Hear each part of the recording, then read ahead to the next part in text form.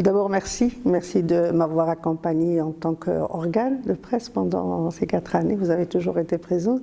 Effectivement, je suis fière de ce bilan.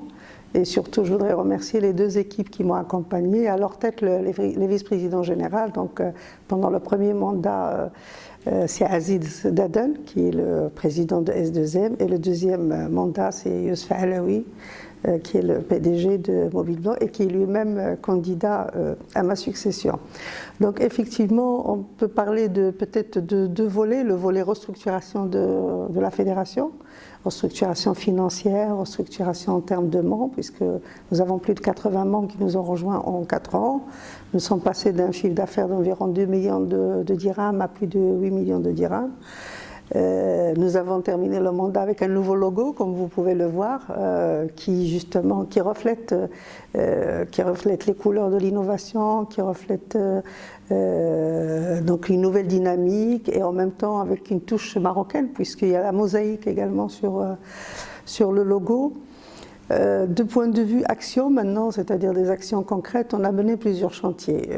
On a mené donc un chantier pendant 4 années au niveau de la formation, puisque justement ça a été, je dirais, l'APB a été la première fédération à avoir attiré l'attention du gouvernement sur la rareté des ressources par rapport au nombre de ressources conformes au Maroc et surtout par rapport à la mobilité et donc le départ qu'on appelait au départ la fuite des cerveaux, mais qu'on préfère dire mobilité parce que justement c'est un phénomène qui ne touche pas uniquement le Maroc, mais qui touche plusieurs pays, donc du sud vers le nord.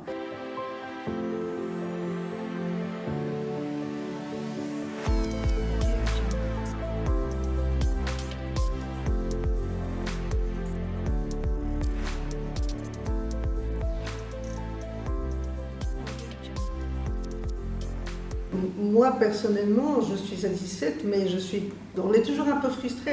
On ne peut jamais réussir à 100%. Peut-être qu'il y a un chantier qui me tenait à cœur, et pour moi, il n'a pas encore beaucoup avancé, c'est l'observatoire. Et donc, j'espère que les choses ont été mises en place, mais on n'a pas encore fait aboutir. Je pense qu'on manque de chiffres au niveau de notre secteur. C'est important pour vous également au niveau de la presse. Et là, il y a tout un travail qui est en train d'être fait entre la commission justement de veille, ce qu'on appelle la commission de veille, et la commission offshoring, parce qu'il faut un observatoire global. Autant on a des chiffres au niveau de l'offshoring parce que c'est un statut spécial, c'est suivi par l'office d'échange, etc. Autant sur ce qu'on appelle le marché local, malheureusement on n'a pas de chiffres. Et donc on ne va pas attendre que l'ADD mette en place un chantier. L'APB a pris l'initiative, on veut vraiment pouvoir avoir un observatoire dynamique et donc pour pouvoir disposer des tendances, des chiffres, de la comparaison par rapport à des benchmarks par rapport à d'autres pays, parce qu'on est dans un monde très concurrentiel, surtout quand il s'agit du digital.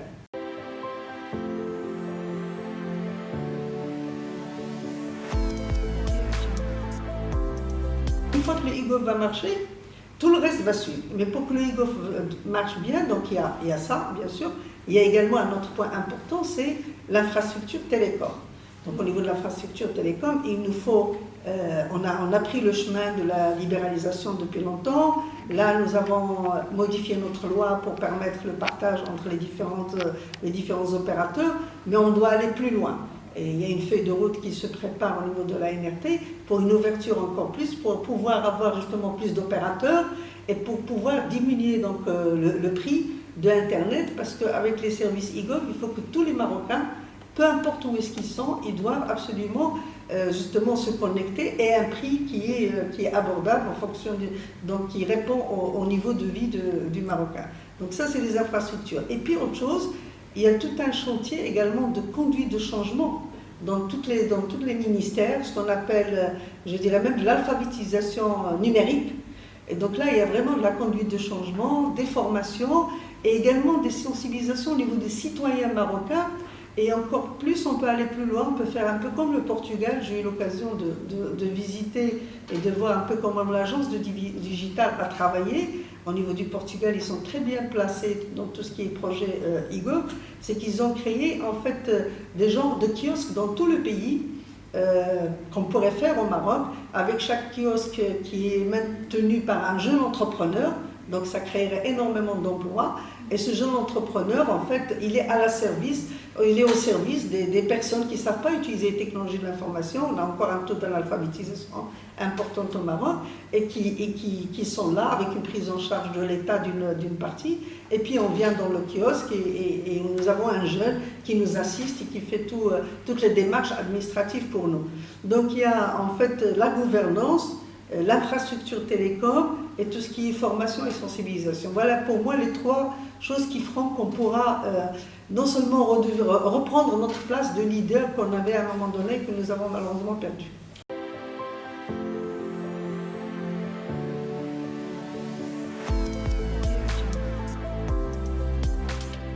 La particularité de la stratégie 2020 par rapport à celle d'avant, c'est que la stratégie a demandé, enfin nous avons, même nous en tant que profession, demandé en fait des structures de mise en œuvre de ces stratégies. Et donc le fait de créer une agence, on s'est rendu compte que de point de vue administratif, de point de vue procédure, c'est pas si facile que ça.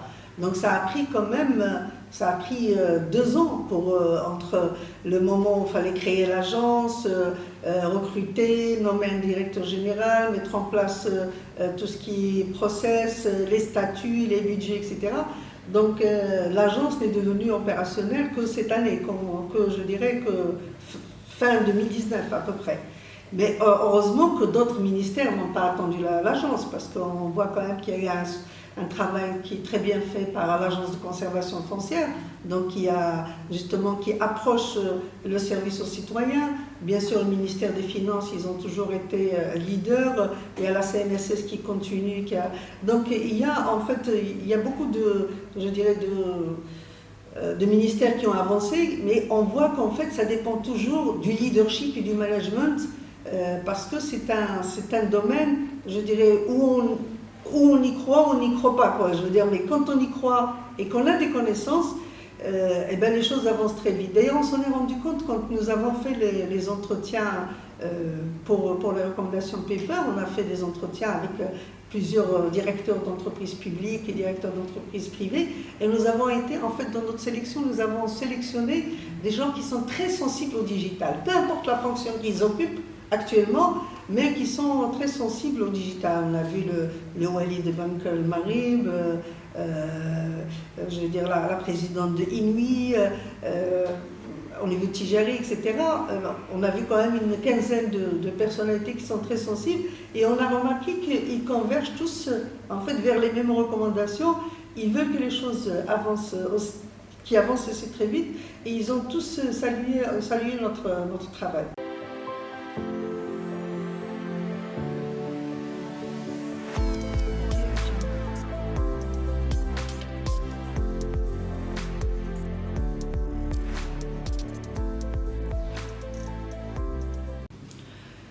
Ça peut être également une deuxième frustration, que peut-être qu'on n'a pas encore réussi à convaincre, peut-être au niveau du ministère de l'enseignement supérieur, pour former beaucoup plus. Parce que, je dirais, l'initiative digitale 10 000 de l'agence, elle est plus donc pour, je dirais, des formations de courte durée. Maintenant, ce qu'il faut qu'on arrive, c'est à orienter nos jeunes, dès le baccalauréat, à les orienter vers des cursus techniques, que ce soit donc, et les filles également, donc j'insiste sur ce point-là. Il faut que nos jeunes comprennent que c'est le métier de l'avenir et que 60% des métiers de demain, de l'an 2030, vont utiliser le digital. C'est-à-dire, même si on n'est pas dans le digital, on sera obligé d'utiliser le digital, tous les métiers. Et donc là, il faut vraiment qu'au niveau de l'enseignement supérieur, qu'on multiplie par 2, par 3, le nombre de cursus et le nombre de branches au niveau des universités et au niveau des écoles d'ingénieurs. À côté de ça, il faut, vous savez, les gens ils partent pas uniquement pour, je dirais, pour une vie meilleure ou pour du matériel. Il y a aussi l'intérêt des projets. Donc si on arrive à développer des projets technologiquement intéressants, donc en utilisant donc, je dirais, les big data, les blockchains, l'intelligence artificielle, nos jeunes vont rester parce que justement, ils ont envie de travailler sur des technologies nouvelles Et donc c'est également une manière bien sûr de les garder. Et puis il y a l'environnement également bien sûr des entreprises. Toutes les entreprises doivent faire donc un effort pour améliorer les conditions de travail et surtout la reconnaissance et la motivation.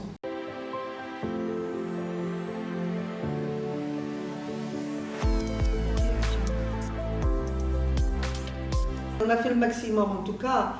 On y a consacré du temps. Je peux vous dire que c'est beaucoup de temps. C'est pratiquement 50% du temps, mais que personnellement je ne regrette pas. Vraiment, parce que je vois qu'il y a des chantiers qui ont avancé. Maintenant, il faut qu'on soit encore plus écouté. Je pense que c'est important et qu'on doit être encore plus impliqué en amont au niveau de ces grands projets. Je pense que ce sera la prochaine étape, Inch'Allah.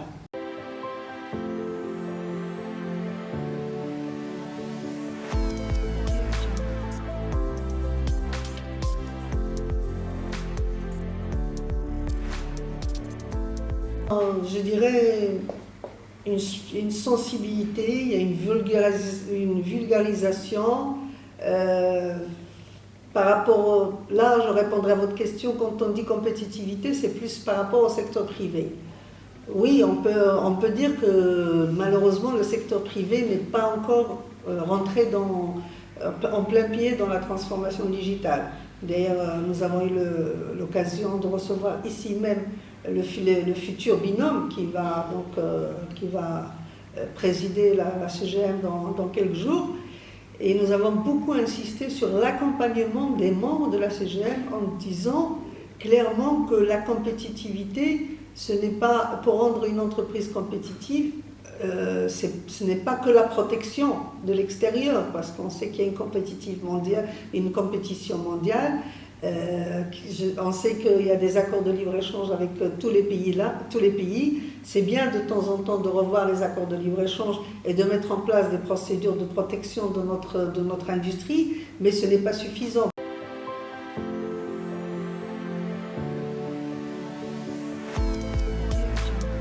Je dirais continuer à fédérer. Ça a été mon slogan en 2016, c'était fédérer pour développer. J'ai eu la chance justement d'être entourée par des gens qui croient au secteur, des militants, des gens comme on dit ou la Gnas, et j'ai réussi à les fédérer. Je pense s'il y a une conseil à donner, nous avons deux candidats, ça fait longtemps que ce n'est pas arrivé. Les deux ont participé à la réussite de ce mandat-là. Et donc, je dirais les trois personnes étaient dans le bureau. Et donc, forcément, il y aura, je dirais, un gagnant et un perdant. C'est ça. Et donc, il faut que demain, les deux candidats arrivent avec un esprit, je dirais, de bons joueurs, c'est important, et qu'ils reconstituent une équipe une fois les élections passées avec le résultat. C'est très, très important. Je pense que vraiment l'APEBI a besoin de fédérer encore plus. Et donc, les deux équipes sont nécessaires pour l'APEBI. J'espère vraiment que l'APEBI va les garder tous les deux.